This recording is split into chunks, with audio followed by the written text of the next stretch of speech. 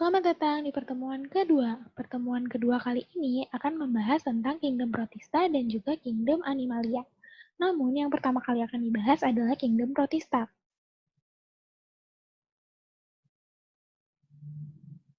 Kingdom Protista dibagi menjadi 3, yaitu Protista mirip hewan, Protista mirip tumbuhan, dan juga Protista mirip jamur. Namun, sebelum masuk ke dalam pengelompokannya, kita harus mengetahui terlebih dahulu terkait karakteristik umum dari kingdom tersebut. Yang pertama adalah Kingdom Protista merupakan kingdom yang bersifat eukariotik, di mana ini yang membedakan Protista dengan Kingdom Monera yang sebelumnya telah dipelajari.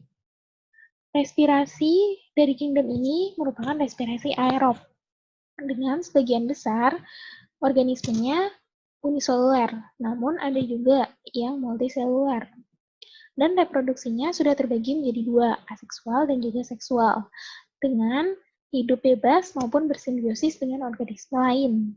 Dan rata-rata organisme dari protista ini hidup di perairan.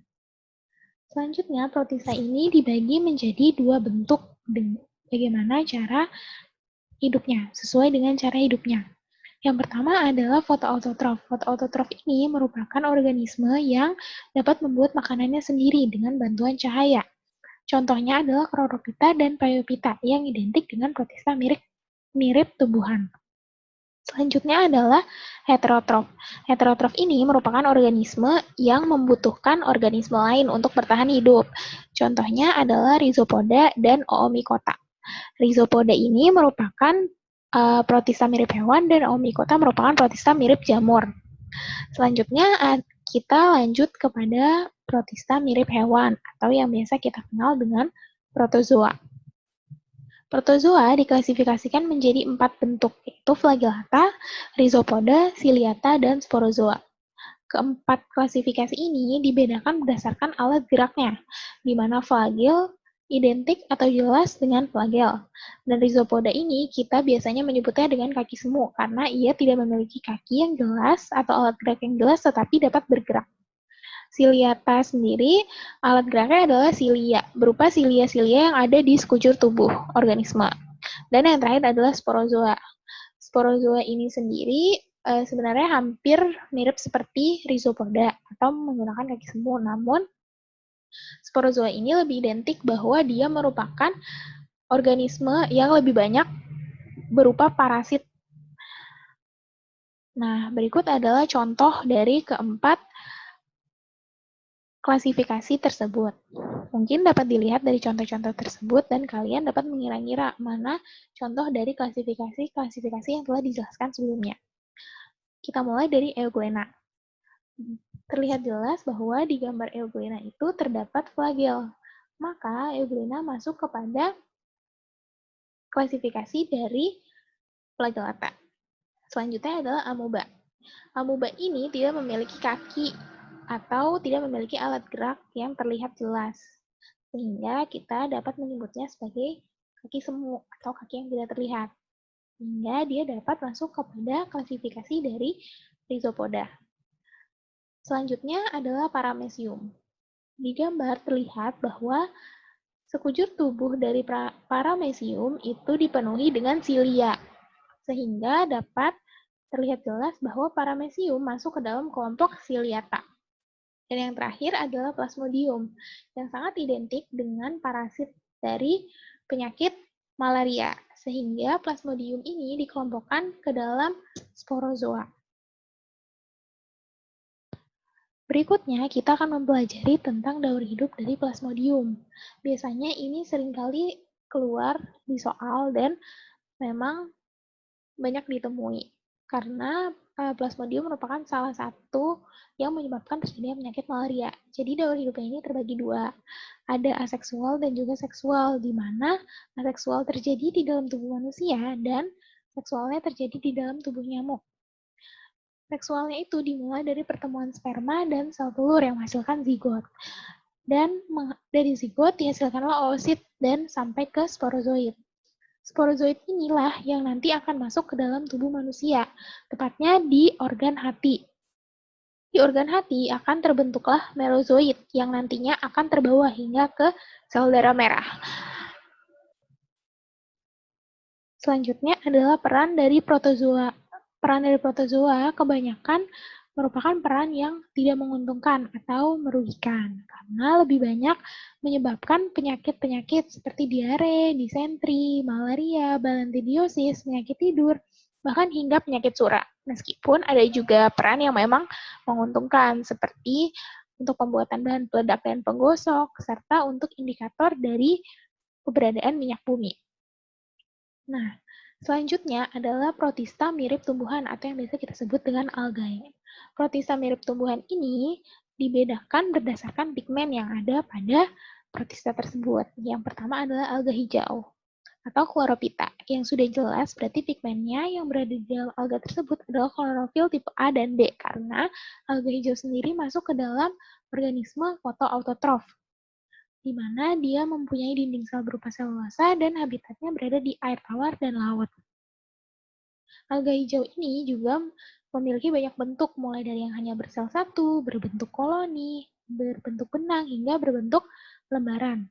Selanjutnya adalah alga merah atau yang kita kenal dengan rhodophyta. Pigmen yang berada di alga merah adalah phycoerythrin dengan klorofil tipe A dan tipe D, dengan dinding sel selulosa dan juga habitatnya di air tawar dan juga air laut. Namun, alga merah ini memiliki peran yang menguntungkan di kehidupan kita sehari-hari, yaitu tepatnya bahan untuk membuat agar-agar. Yang kita kenal bahannya itu adalah gelidium. Selanjutnya adalah alga coklat atau yang kita kenal dengan Phaeophyta. Alga coklat ini merupakan alga yang memiliki pigmen berupa ficosantin dengan klorofil tipe A dan tipe C. Layaknya Chlorophyta, alga ini juga dapat melakukan fotosintesis karena dia memiliki klorofil tipe A dan tipe C. Dinding selnya pun terbuat dari asam alginat dengan habitat yang memang hanya terfokus pada lingkungan dengan air laut atau air yang asin. Perannya cukup berguna di kehidupan sehari-hari kita, yaitu untuk bahan pengental makanan, kosmetik, maupun obat-obatan. Yang keempat adalah alga keemasan, atau yang kita kenal dengan Chrysophyta. Dengan warna keemasannya, dia lantas memiliki pigmen karoten dengan klorofil tipe A dan klorofil tipe C. Dengan dinding sel berupa silika dan habitatnya ada di dua tempat, yaitu air tawar dan air laut. Selanjutnya adalah alga api atau yang kita kenal dengan Pyrrhophyta. Alga api ini memiliki pigmen karoten dan juga xanthophyll dengan klorofil tipe A dan juga klorofil tipe C. Dengan dinding sel berupa selulosa, alga ini hanya ada di perairan air laut. Dan yang terakhir adalah alga hijau biru, yang memang masih digolongkan antara apakah dia protista mirip tumbuhan atau ia protista mirip hewan, karena contohnya adalah Eugenia. Seperti itu. Nah, kita langsung lanjut ke protista mirip jamur. Protista mirip jamur ini tidak seperti protista sebelumnya yang klasifikasinya ada lumayan banyak. Protista mirip jamur ini hanya diklasifikasikan menjadi dua, yaitu Mycomycota dan Oomycota.